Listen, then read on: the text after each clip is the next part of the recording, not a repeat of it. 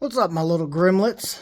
I'm out here in the garage yet again, working on the beast truck for him. Got some stuff going. In case, I don't think I ever mentioned it, but this truck, 1990 K1500 5-speed manual, 355, 4-wheel drive, is actually a sport truck. To most of you, that means absolutely nothing. For some of you out there, you may know, you may not. So in the 90s, specifically 1990, Chevy came out with the 454 SS trucks. So to put this into context, they made 4,800 of those in 1990. Seems pretty significantly small on a mass production scale of today. While these Chevy sport trucks, they only made 1,439 in 1990. 1,440, somewhere around there. It's low 1,400s. And a handful of those actually went to Canada, which means in the US they only sold 1,300 and something, 1,396 of these trucks in 1990. So to some of the purists out there, us swapping out bumpers and doing all this other stuff, they're going to get probably pretty mad. But I am taking this truck and making it for my kid, and this is what my kid wants. So my kid was given a budget, and this is what we are doing with his budget, and this is how he wants it to be. The truck was his grandfather's, who passed. We bought the truck when he passed, and it's been sitting for quite a while. Once the fuel pump went out, we had to swap the frame and stuff. It's been sitting for a while, but we're taking this opportunity. I sold my truck, got some money, gave him a portion, said this is, your budget, this is what you're going to do, or how much you got to spend. What do you want to do? And he wants to make this like his little off-road daily driver rig. It's not going to be like hardcore off-roading. Obviously, there's some people out there that may watch the channel who have like extreme crawlers or off-road vehicles and stuff. This is more of a daily driver with the occasional, we're going to take a deer hunt and stuff like that. This is not going to be like an adventure truck. So, there are things that some of you guys probably wouldn't do, or would do some other way, or go a more expensive route. But he's on a budget, like I said, and he's so far sticking to that budget. So, with that being said, I didn't tape it because it's really not hard, but I have mounted his winch up for him. I really like how this looks, actually, because with his bumper set up, you can't really see the winch. There's a lot of people who want to show off their winch, have it out there. This is a open road 12,000 pound winch. It's got a very nice quality hook on the end.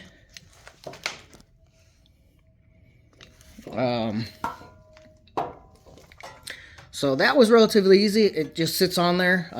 4 bolts on the bottom, bolted it all in. Pretty self-explanatory. I mean, when you get their directions and stuff, it's not too difficult. With that being said, always read your instructions, because I mounted this thing, and then I'm going through the box, and I see the negative cable.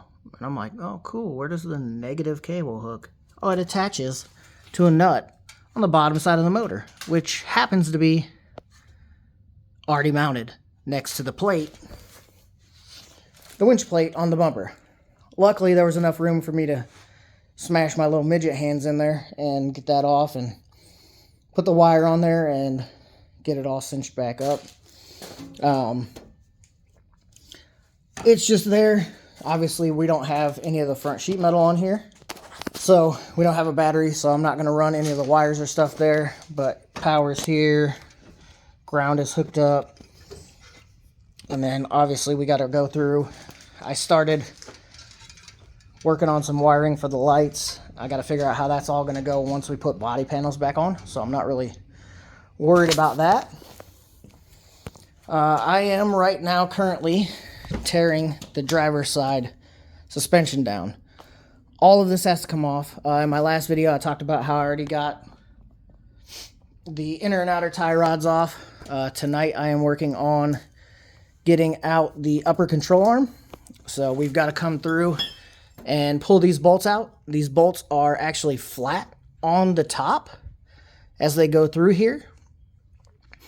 And then these little things here, if you can see it, are actually how you can adjust your alignment. So these will come in here, you can tighten them, you can place different shims in here to push this control arm in, out, adjust it.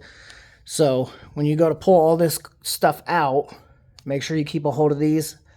Chances are with doing a lift kit, it's probably going to need different shims and stuff, but at least this has a starting point. So when we pull these out,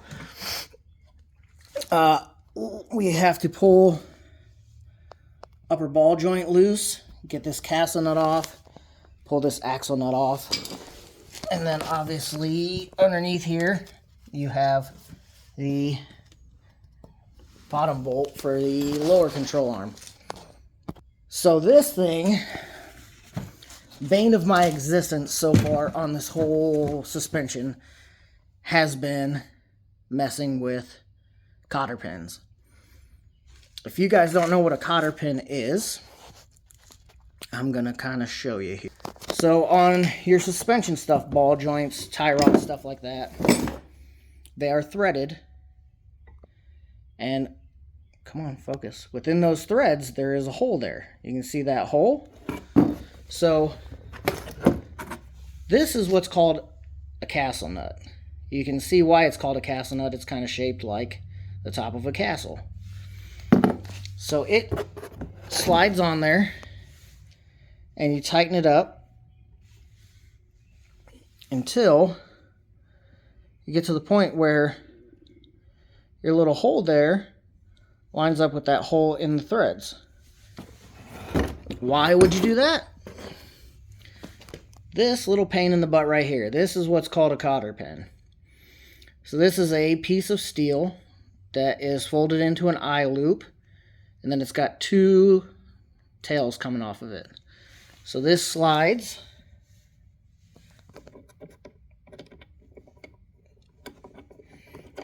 into that hole all the way through, and then this eyelet will keep this castle nut from being able to rotate or back itself off, and then you take these ears and you bend them around to hold this in place. So what's giving me the most trouble on tearing the suspension apart is these cotter pins that were in here were so old and rusted that they were actually snapping off inside of the pieces of suspension. So I was either having to, I busted off a couple of screwdriver. I had to use a screwdriver after I busted two punches off. One of the tie rod ends, I literally had to just cut the castle nut and then bust it open so that I could get it off of there. It's been kind of a real big pain in the butt. Anyone who deals with them knows they're sharp as crap. They will cut the crap out of you. So they suck. So I have already busted this axle loose from the diff in the front because I have to actually drop that diff for the suspension lift. So I've got that out of the way. So I've got to pull this nut off on the outside so that I can pull that shaft back through and get it out of the way, because we're going to try to take this whole knuckle off. So I am going to go ahead and bust these bolts out of here, out of the upper control arm. I'm going to bust loose the brake line, because you don't ever want to just have parts hanging from a brake line. You can put a bunch of stress in there and you can crack them on the inside, stuff like that. These are all crappy and brittle. Most people will tell you not to pinch off a brake line like this. We are more than likely going to replace these, so I really don't care because I don't exactly know how old these are. So better safe than sorry. I'll get the kids some new brake lines. They're not super expensive. So I am going to go ahead and bust these control arm bolts out of here. And then once I get them out of here, I'll show you that flat spot and how they're actually set up. So I will be right back. Alright guys, so I ended up having to throw a jack underneath here to jack this up to take some of the tension off, because this naturally is going to try to pull down as you're pulling the bolts out, obviously. So loosening the bolts, a couple of pry bars, jack, it'll come on out. So as I was saying, you can see here that this bolt is actually flat on one whole side. The shims are made to only go in one direction, so they are flat on one side as well. So sometimes when you're backing them out of here, they get caught on like this corner and stuff. You got to turn the bolt so that you're sliding with the smaller side against there, so it'll pop on out. So our upper control arm is completely free. For right now, we're going to leave it in place. I'm going to go ahead and pull this axle nut off and then disconnect this brake line, which should not be a big feat or task. On this guy, your brake line's an 11 mil. It just comes out. You'll probably, if you have any residual fluid in there. One thing you don't want to lose, these usually have a compression fitting on them, which I'm not obviously worried about. You can see that copper piece there. As we're going to replace those, I'm not super worried about that, but if you are pulling a brake line off like that from the actual caliper, make sure you don't lose those. Called banjo bolts. If you don't put one of those back on, that thing will never not leak. So I'm going to go ahead and get this off, and then we will work on pulling the axle out so I can get this top ball joint loose, and then we will start to separate that.